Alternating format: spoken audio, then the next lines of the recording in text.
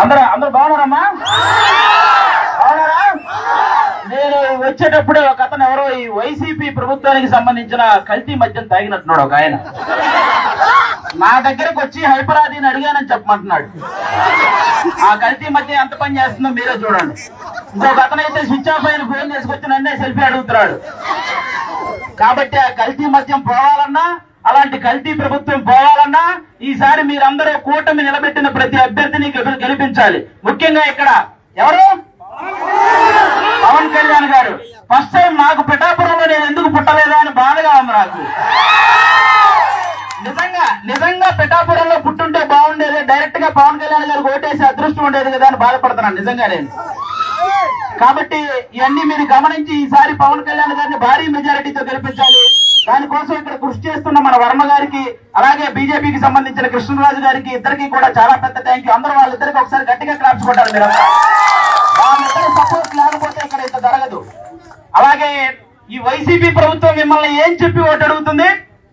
మీ ఇంట్లో మంచి జరిగితే ఓటేయమంటున్నారు, అవునా? అసలు వాళ్ళ ఇంట్లో మంచి జరగలేదని ఇద్దరు చెల్లెలు రోడ్డు మీద తిరుగుతున్నారు, అవునా కాదు? మరి వాళ్ళ ఇంట్లోనే మంచి జరిగినప్పుడు మీ ఇంట్లో మంచి ఎలా చేస్తారో అది ఒకటి మీరు గమనించాలి, అవునా? ఇంకోటి ఏమంటున్నారు?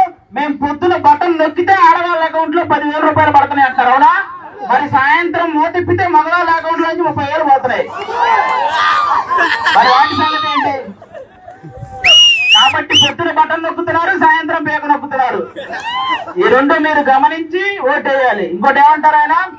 ఫ్యాన్ ఇంట్లో ఉండాలి, సైకిల్ బయట ఉండాలి, గ్లాసు సింక్ లో ఉండాలి అన్నారు, అవునా? కానీ ఫ్యాన్ ఎంతలో ఉండాలి? 4లోనో 5లోనో ఉండాలి, అవునా కాదా?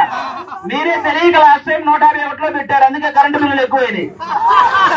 కాబట్టి ఆ 151లో ఉన్న ఫ్యాన్ ని రెగ్యులేటర్ తగ్గించి మీరంతా 4లోనో 5లోనో పెట్టాలి ఈసారి. అప్పుడే మనందరం హ్యాపీగా ఉంటాం, అవునా కాదా? ఇంకోటి ఏమంటారు ఆయన? మేము సింగిల్ వస్తున్నాం, మీరంతా కలిసి వస్తున్నారు అంటారు, అవునా? మన ఇంట్లో దొంగ పడితే ఏం చేస్తామమ్మా మనం? ఒక 3-4 కలిసి తరిమి కొడతామా లేదా? మరి రాష్ట్రంలో ఇంతమంది గజ దొంగలు పడితే మరి తరిమి కొట్టాలా లేదా అమ్మ మనందరం? మరి కరవాలా లేదా? చెడుని చంపడానికి ఎప్పుడు మంచి కలిసే వస్తుంది, అవునా కాదా? ఇక్కడ రీసెంట్ గా వంగా గీత గారు వడదెబ్బ తగిలి పడిపోయారని విన్నాను, అవునా? కానీ 5 సంవత్సరాల నుంచి మనకి ఎన్ని దెబ్బలు తగిలినాయమ్మా? వడదెబ్బల కంటే పెద్ద దెబ్బలు తగిలినాయి. మీరు ఆలోచించాలి, ఈ రాబోయే 10 రోజుల్లో 151 మందికి ఎక్కడొకక్కడ వడదెబ్బ తగిలి పడిపోతూనే ఉంటారు. ఆ డ్రామాలు నమ్మకండి, ఎందుకంటే ఆ డ్రామాలకు మా శ్రీదేవి డ్రామా కంపెనీలో కూడా ఇన్ని డ్రామాలు చూడాలి.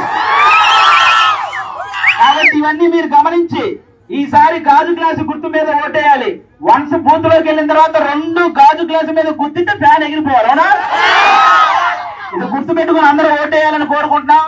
జై జనసేన, జై టీడీపీ, జై బీజేపీ.